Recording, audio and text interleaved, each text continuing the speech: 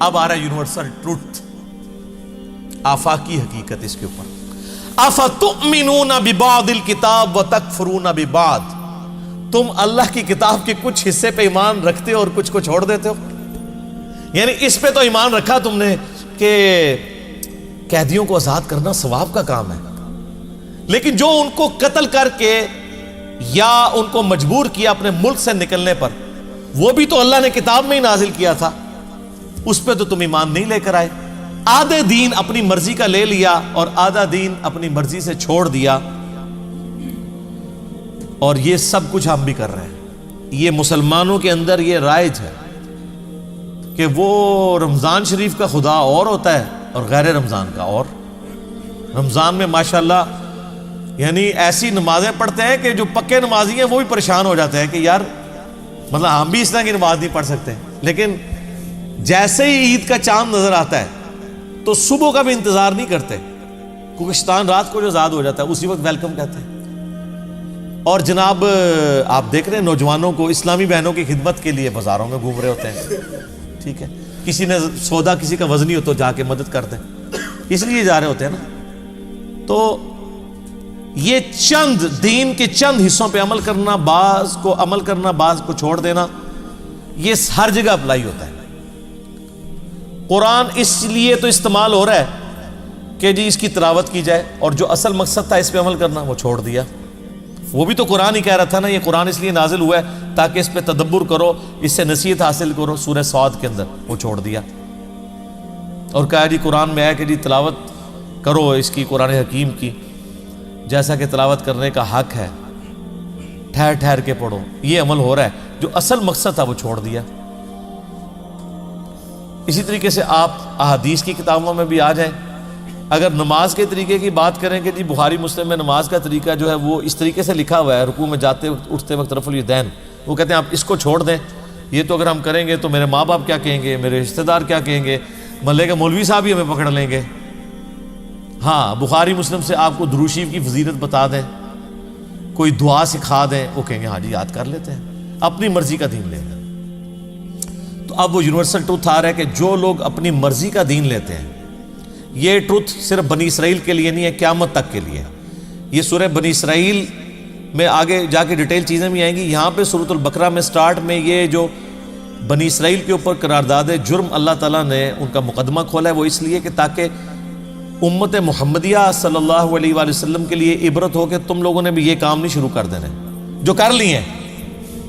اللہ کو پتا تھا یہ ہونا ہے، لیکن اللہ تعالیٰ نے خبردار کر دیا۔ جس طرح اللہ کو پتا تھا کہ فرقے بننے ہیں، نبی علیہ السلام کے ذریعے بتا دیا، لیکن اس سے روک دیا کہ تم نے اس سسٹم کا حصہ نہیں بننا۔ وَاعْتَصِمُوا بِحَبْلِ اللَّهِ جَمِيعًا وَلَا تَفَرَّقُوا، وہ کہتے ہیں نہیں یہ حدیث میں پہلے ہی آیا فرقے بننے ہیں، اور یہ تو نہیں آیا کہ فرقے بناؤ، وہ تو خبر تھی۔ جیسے مسلم شریف میں حدیث ہے کہ عورتیں قرب قیامت میں ایسا چست لباس پہنیں گی گویا ننگی ہو، تو اب کوئی اپنے گھر والوں کو ننگا لباس بنانا شروع کرتے کہ جی وہ تو پہلے حدیث میں آیا کہ پہنیں گی، نہیں، وہ تو بتایا گیا اس سسٹم کا حصہ نہیں بننا۔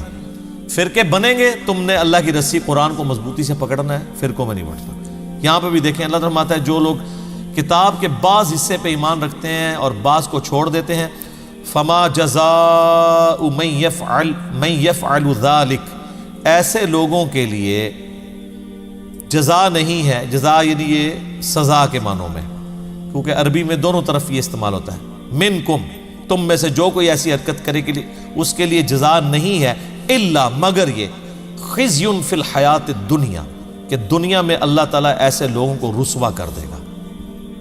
آج 1.5 ارب مسلمانوں کی رسوائی ہمارے سامنے ہے۔ صحیح مسلم میں حدیث ہے، نبی علیہ السلام نے فرمایا اللہ تعالیٰ اس کتاب کی وجہ سے لوگوں کو عروج دے گا اور اس کتاب کی وجہ سے لوگوں کو ذلیل کرے گا۔ صحابہ کرام علیہم رضوان کو، اہل بیت کو عروج اس کتاب کی وجہ سے ملا، اور بعد والوں نے اس کتاب کو چھوڑا تو ذلت اور خواری۔ اللہ نے فرمایا تھا کہ بعض حصہ بھی کتاب کا چھوڑ دیا تو مارے گئے، ہم نے تو کتاب کا اکثر حصہ چھوڑ دیا۔ اسی کو ڈاکٹر اقبال نے جواب شکوہ میں اللہ کی طرف سے جواب دیتے ہوئے کہا ہے، وہ زمانے میں معزز تھے مسلمان ہو کر، اور تم خوار ہوئے تارک قرآن ہو کر۔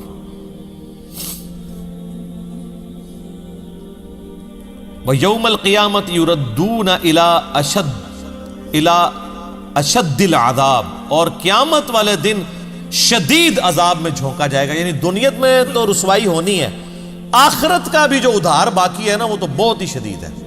دنیا میں تو یعنی زیادہ سے زیادہ کوئی کتنا جی لے گا رسوائی کے لیے، 60 70 80 سال، لیکن آخرت کا جو عذاب ہے وہ تو بہت شدید بھی ہے، لمبا بھی ہے، وہ ابھی باقی ہے.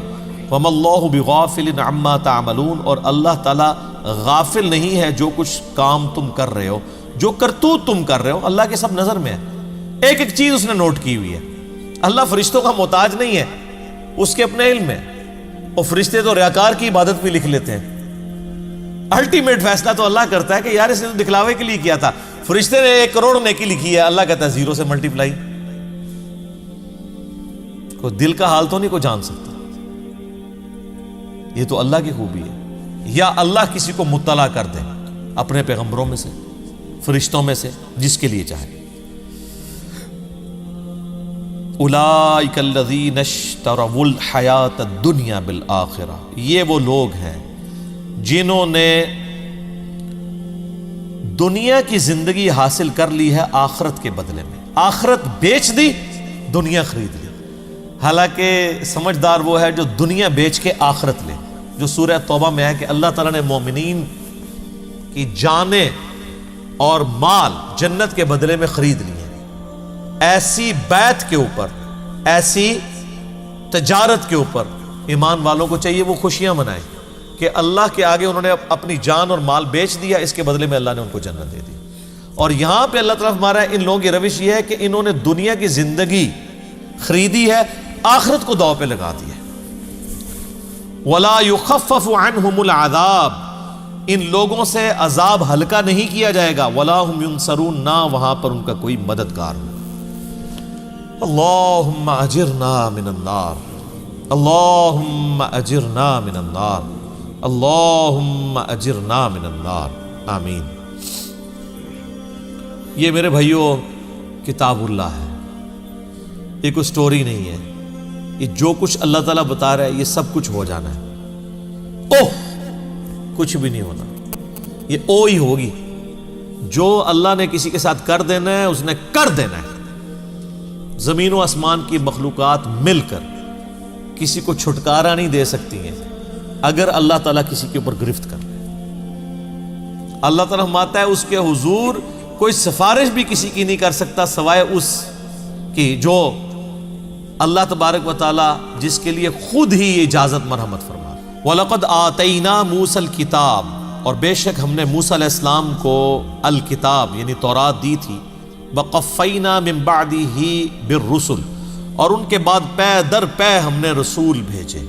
یعنی موسیٰ علیہ السلام فوت ہونے سے پہلے یوشع ابن نون کو اپنا خلیفہ بنا گئے، اور ٹل حضرت عیسیٰ علیہ السلام تک مسلسل 1400 سال ایک پیغمبر دنیا سے جانے سے پہلے اپنی جگہ ایک اور دوسرے پیغمبر کو خلیفہ بنا کے جاتا تھا. اور بخاری مسلم دونوں میں حدیث موجود ہے کہ بنی اسرائیل کا انتظام ہمیشہ پیغمبروں کے ہاتھ میں ہی رہا.